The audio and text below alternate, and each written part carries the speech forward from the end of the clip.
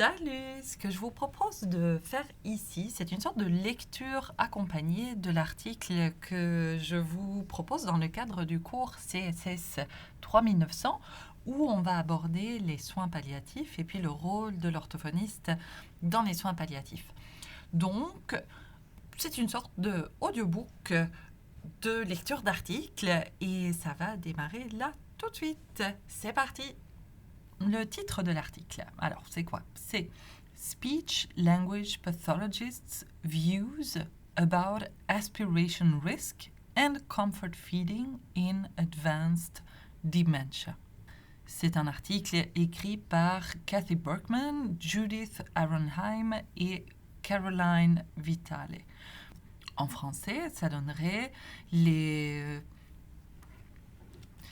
opinions des orthophonistes sur les risques d'aspiration et d'alimentation de confort dans la démence avancée. Alors, les soins palliatifs, c'est pas ma spécialité. La déglutition, la dysphagie, ce n'est pas mon expertise complète non plus. Donc, je vais vraiment découvrir avec vous cet article-là. Et puis, il y a des choses peut-être que je ne connaîtrais pas. On essaiera de se renseigner ensemble. Voilà, ça c'était mon petit caveat. C'est un article qui a été publié en 2019 dans le American Journal of Hospice and Palliative Medicine. Alors, on va commencer par l'abstract, le résumé. Donc, c'est quoi le très bref contexte? C'est que les orthophonistes, on les appelle souvent pour faire l'évaluation de la fonction de la déglutition pour les personnes âgées qui ont une démence avancée et qui sont à haut risque de faire des aspirations. Et ces orthophonistes, on leur demande de faire des recommandations sur est-ce que ce patient-là peut continuer de manière sécuritaire à recevoir une alimentation per os, donc par la voie orale. L'objectif de l'article ici, c'est de décrire les circonstances dans lesquelles les orthophonistes recommandent l'alimentation per os de ces patients. Donc, c'est un article descriptif, qualitatif, d'accord? Ce n'est pas un article de nature expérimentale où on va essayer de regarder, de définir ce qui est la meilleure chose à faire. C'est un article qui s'intéresse à comprendre les pratiques des orthophonistes et comprendre les circonstances dans lesquelles les orthophonistes vont ou non recommander l'alimentation per os chez ces patients en particulier. Donc, la méthode que les auteurs ont utilisée, c'est quoi? Eh bien, ils ont créé une enquête qu'ils ont distribuée à 731 orthophonistes. Là, maintenant, vous vous demandez peut-être la chose suivante. Où se passe cette étude? C'est les orthophonistes de où? Alors, on n'est pas au Québec, on n'est pas au Canada non plus. Je cherche ça avec vous. On est dans le American Journal, on peut s'attendre à ce que ce soit aux États-Unis. Et effectivement, ce sont des personnes de New York aux États-Unis qui ont fait cette étude-là. D'accord? Donc, c'est là que se situe le contexte clinique de cette étude-ci. Donc, cette enquête est envoyée à 731 orthophonistes et qu'est-ce qu'on leur demande dans cette enquête? Mais on leur demande s'il y a des circonstances dans lesquelles elles recommanderaient l'alimentation per os à des patients qui ont une démence avancée et qui sont à haut risque d'aspiration, de fausse route, en fait, d'accord? Aspiration, fausse route. Et si oui, s'il y a ce type de circonstances, eh bien, on leur demande de décrire ces circonstances-là. Donc, comment ça se passe ce type d'étude? Là, on peut imaginer que les auteurs envoient cette enquête, puis reçoivent des réponses, des réponses libres par écrit de tout un tas d'orthophonistes. On va voir plus tard de combien. Puis les auteurs se retrouvent avec tout un tas de textes. Et ce qu'ils vont faire alors, c'est faire une analyse qualitative de ce texte-là. Alors, on ne va pas rentrer dans les détails de comment ça se fait, mais ça veut dire qu'ils vont lire le texte, relire le texte et essayer de faire émerger des thématiques. Donc, de faire ressortir des thèmes qui ressortent chez les différents orthophonistes et qui va leur permettre de regrouper et de synthétiser les informations qu'on leur transmet à travers ces réponses à l'enquête. On va voir que cette analyse-là amènera les auteurs ici à identifier 6 thématiques différentes. On ira plus en détail de c'est quoi ces thématiques plus tard. Ici, on va aller directement au résultat. Regardez, en gros, qu'est-ce que les auteurs concluent sur base de leur étude? Eh bien, ils tirent la conclusion que les orthophonistes ont un rôle important au sein des équipes interdisciplinaires pour évaluer la déglutition chez les patientes avec une démence avancée. Ils ont aussi un rôle important dans le fait de conseiller la famille et l'équipe clinique sur les risques et sur les bénéfices de l'alimentation per os. Et surtout, ils ont un rôle à jouer dans l'optimisation de la qualité de vie pour ces patientes qui s'approchent de la fin de vie.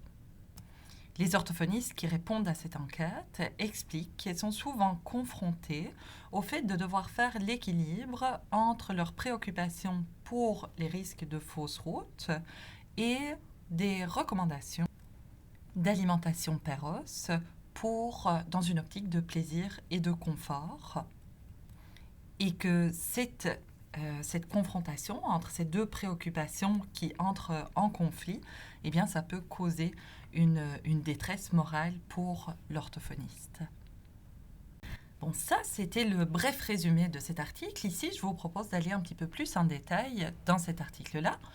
Donc, on va regarder le contexte que les auteurs choisissent d'évoquer pour contextualiser leur article. Les auteurs font le constat que la dysphagie, donc les difficultés de déglutition, eh bien, c'est commun chez les personnes plus âgées qui ont une démence avancée. Ça fait partie du processus pathologique. Alors, pour ces personnes, évidemment, il y a une préoccupation sur l'adéquation de leur alimentation et sur le risque de faire des fausses routes et de développer des pneumonies. D'autres risques, c'est l'inconfort du patient pendant qu'il mange, c'est le fait de pouvoir souffrir de perte de poids importante. Et ce type de problématique, justement, c'est un des signes que la patiente arrive dans la phase finale de sa maladie. Les auteurs font aussi le constat que les orthophonistes sont souvent consultés pour évaluer les fonctions de déglutition et les troubles de l'alimentation chez les patientes avec une démence avancée. L'orthophoniste va être consulté pour donner son avis sur la meilleure manière de continuer avec une alimentation optimale tout en mitigeant les risques de faire des fausses routes. Les membres de la famille vont peut-être être consultés pour voir s'ils autorisent la mise en place de l'alimentation via un tube, donc une gastrostomie endoscopique percutanée. Un PEG, on va dire. Vous avez peut-être déjà entendu ça. Mais, et c'est là une partie de la raison d'être de cette étude, c'est qu'il semblerait que cette pratique de proposer une alimentation par tube, bien que cette pratique est en train de décliner chez les patients qui ont une démence avancée. La raison pour ça, c'est en partie parce qu'il y a un manque de données probantes qui démontrent le bénéfice de cette approche et que cette approche peut nécessiter des soins assez lourds. Et puis d'un autre côté, on met actuellement de plus en plus le poids sur l'amélioration et l'emphase du soin en. Ici, les auteurs ils parlent de patient-centered care, donc centré sur le patient, mais moi je dirais c'est plus même en partenariat avec le patient ou ses proches. Et un des objectifs va aussi être d'optimiser la qualité de vie. Et dans cette optique d'améliorer la qualité de vie, l'option de continuer avec une alimentation par os, qu'on va appeler comfort feeding, une alimentation de confort, eh bien c'est quelque chose qui est de plus en plus promu et qui est aussi moins lourd sur le plan de la charge des soins à apporter. Les auteurs notent que dans les lignes directrices de pratique médicale, aujourd'hui, on recommande de ne pas utiliser, de ne pas avoir recours aux tubes d'alimentation chez les personnes avec une démence avancée et à la place, justement, de continuer de soutenir une alimentation péros. C'est aussi une ligne directrice qui est promue par l'ASHA, the American Speech Language Hearing Association, qui met aussi l'emphase sur des décisions centrées sur la personne, qui se préoccupe des préférences et des choix de la patiente. Les auteurs pensent que c'est important de consulter les orthophonistes pour récolter leur avis, justement, et leurs préoccupations sur le fait de maintenir une alimentation péros, même quand il y a une présence de fausses routes, puisque les orthophonistes sont les professionnels qui sont consultés, notamment par les médecins, lorsque ceux-ci vont prendre la décision de comment continuer à alimenter la personne. Donc, dans une enquête précédente, les auteurs avaient essayé de comprendre quelles étaient les connaissances, les attitudes et les pratiques des orthophonistes en ce qui concernait l'alimentation par tube chez les patients avec une démence avancée. Et dans cette enquête-là, ce que les auteurs avaient noté, c'est qu'une grande partie des répondants démontraient un gap dans leurs connaissances, donc un manque de connaissances sur les meilleures données de la littérature concernant ces problématiques. Malgré ça, dans ces réponses, 70% des répondants disaient qu'ils étaient prêts à considérer de recommander une alimentation péros, même si le patient était à risque de faire des fausses routes. Alors ça, malgré leur méconnaissance de la littérature, c'est une décision qui est malgré tout cohérente avec les données probantes actuelles. Ce que les auteurs notent aussi, c'est que récemment, on entend des personnes se questionner sur les régimes avec des textures modifiées. Vous savez, on vient modifier la texture, on épaissit l'eau par exemple, et donc, c'est quelque chose qui peut être utilisé dans la gestion de la dysphagie chez les personnes avec une démence avancée et d'autres types de maladies neurodégénératives. Mais cette nourriture-là, elle est souvent peu appréciée sur le plan gustatif et aussi, elle a potentiellement un risque, elle amène avec elle potentiellement un risque de déhydratation, sans pour autant qu'on ait pu démontrer qu'il y avait réellement une diminution du risque de fausses routes. Mais les auteurs notent que souvent, c'est dans la pratique des orthophonistes de recommander ce type d'alimentation pour diminuer les fausses routes, justement. Donc, est-ce que c'est une bonne pratique? Est-ce que c'est une pratique qui est substantiée par les données probantes? Justement, c'est une question qui reste ouverte. Donc, ce que les auteurs voulaient faire avec leur étude ici, c'était de comprendre où en sont rendus les orthophonistes aujourd'hui, comment est-ce qu'ils réfléchissent lorsqu'ils prennent des décisions sur le type d'alimentation à recommander, c'est quoi leurs préoccupations et c'est quoi les conflits que ces orthophonistes peuvent vivre quand ils doivent prendre une décision. Donc là, maintenant, on en est revenu à la méthode. C'était quoi la méthode des auteurs pour explorer cette question-là? Ils ont réalisé une enquête qui a été envoyée par courriel à plus de 700 orthophonistes. On le rappelle, on est aux États-Unis ici, donc ce sont des membres de l'ASHA qui ont reçu cette enquête. Les personnes, pour participer à l'enquête, devaient être membres de l'ASHA, devaient être des orthophonistes certifiés, devaient travailler avec une clientèle de plus de 18 ans et devaient être employés dans un hôpital. Et ici, excusez-moi, je n'ai pas les bons termes en français, mais dans un nursing home ou un home health agency. Donc, ah oui, ici on a plus de détails que dans l'abstract. En fait, ils ont envoyé leur enquête à 1500 membres. Parmi ceux-là, il y en avait 1379 qui rencontraient les critères d'éligibilité. Et puis au final, 749 membres ont complété le questionnaire. C'est quand même impressionnant, moi je trouve. C'est vraiment un gros nombre d'orthophonistes. Puis après, quand même, les auteurs, ils ont réappliqué un autre critère qui était le fait d'avoir évalué un ou une patiente avec une démence avancée pour de la dysphagie au courant des 2 dernières années. Et ça, il y avait 18 répondants qui ne rencontraient pas ce critère-là. Donc, au final, 731 personnes ont répondu à cette enquête. Mais les résultats de l'étude qui est présentée ici, c'est juste les résultats à une question. Donc, à quelle question? Une question de cette enquête. La question précise, c'était « Are there circumstances in which you would recommend oral feeding for a patient with advanced dementia, even though your evaluation identifies a high risk of aspiration ?»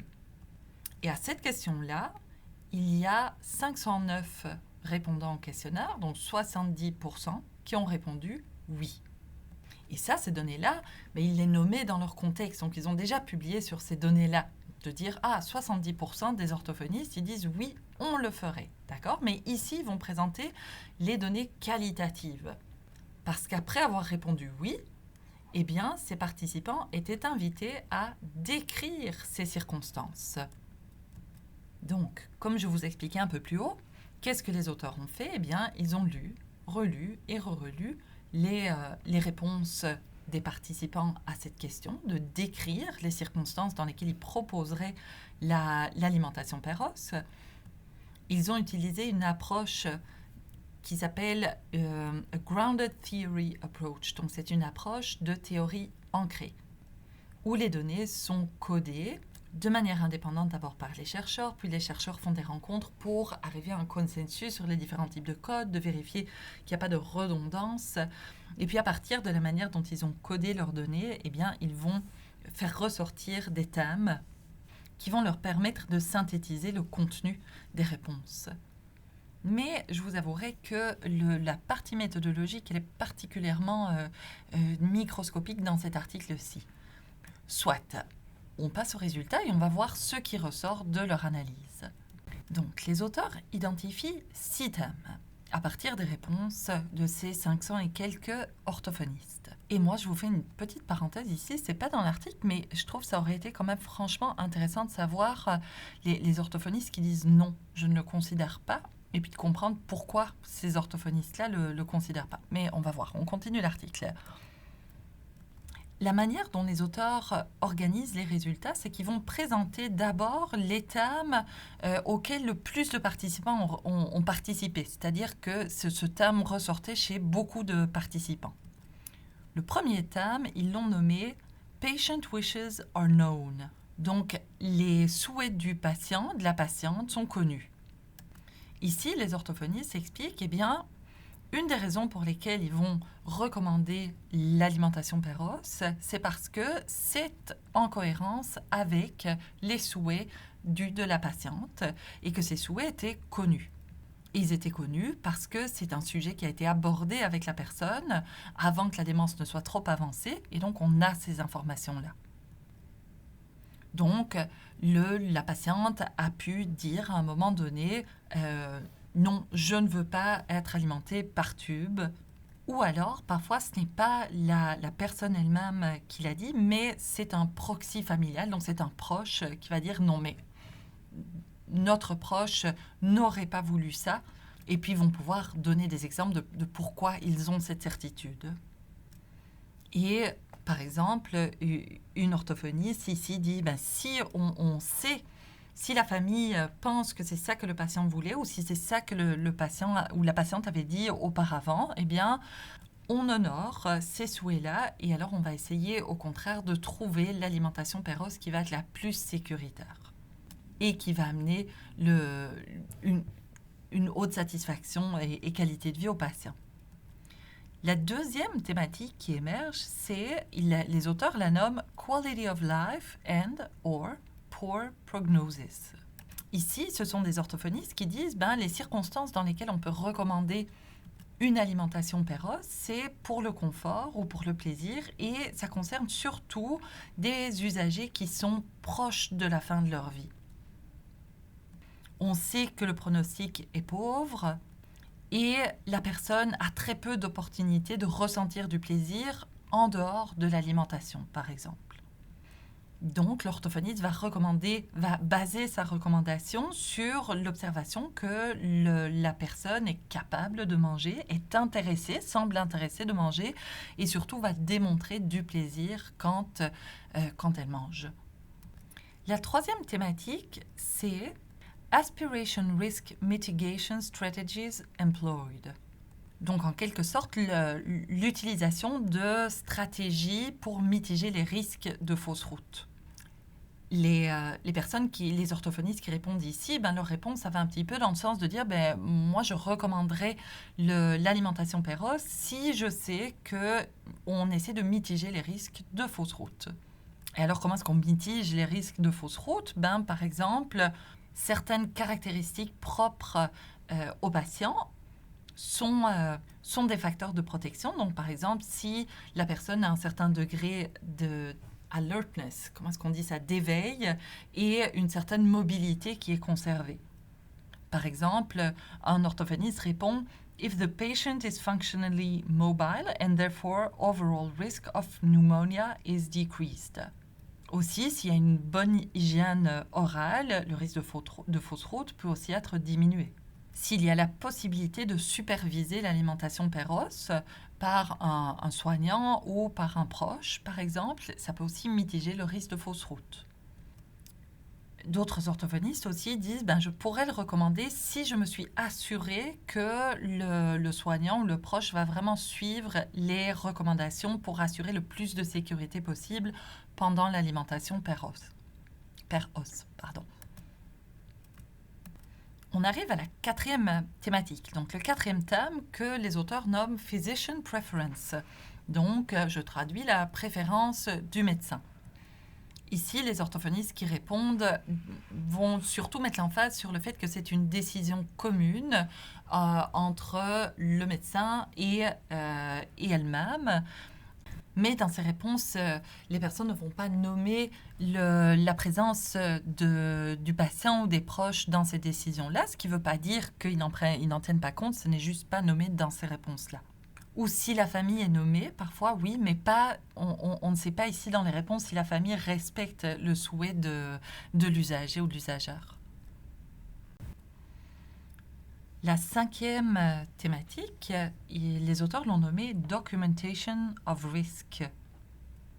Et sous ces thématiques, ce sont des réponses où les orthophonistes disent oui, je pourrais opter pour la recommandation d'une alimentation péros si je suis certaine que les membres de la famille, les proches, ont vraiment bien compris les risques qui y sont associés.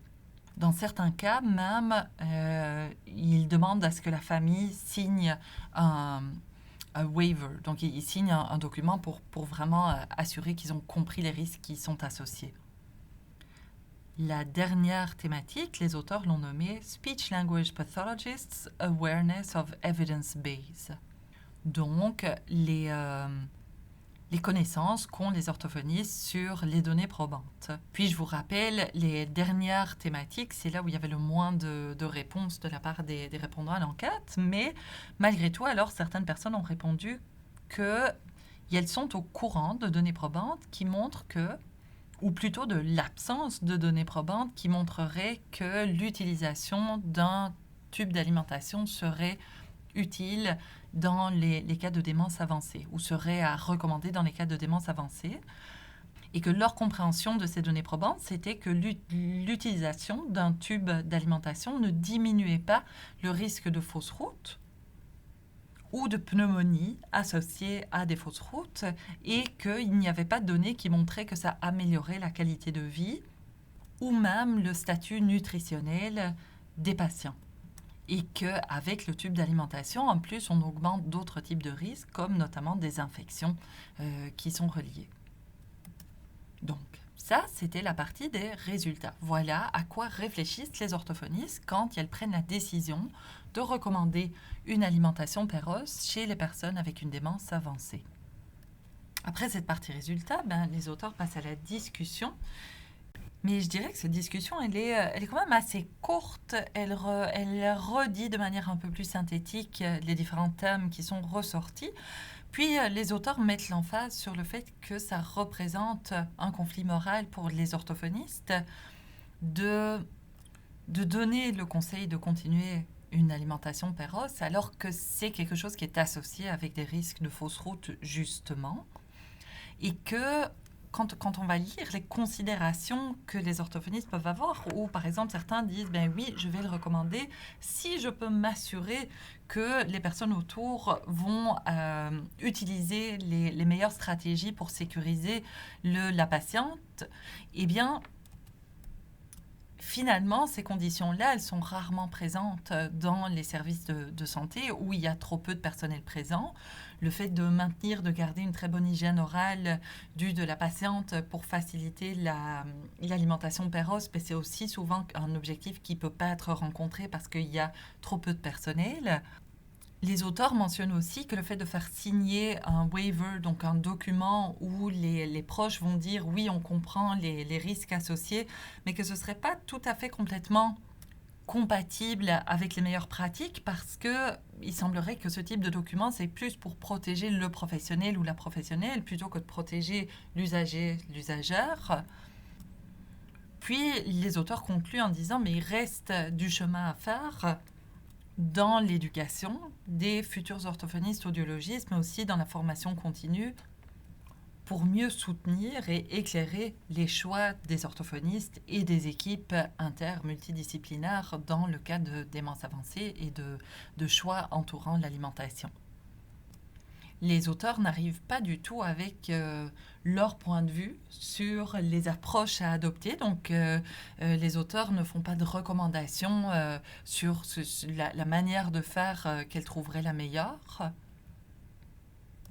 Quoique, à la toute fin, donc dans leur conclusion, les auteurs terminent en disant que si on fait plus d'études, ou plutôt même, ils ne parlent pas d'études, elles vont dire si on fait plus d'efforts pour intégrer les formations en soins palliatifs pendant la formation des orthophonistes, on pourra mitiger la détresse morale que les orthophonistes cliniciennes ressentent, on pourra clarifier le rôle de l'orthophoniste dans la gestion de la dysphagie chez ce type de patient.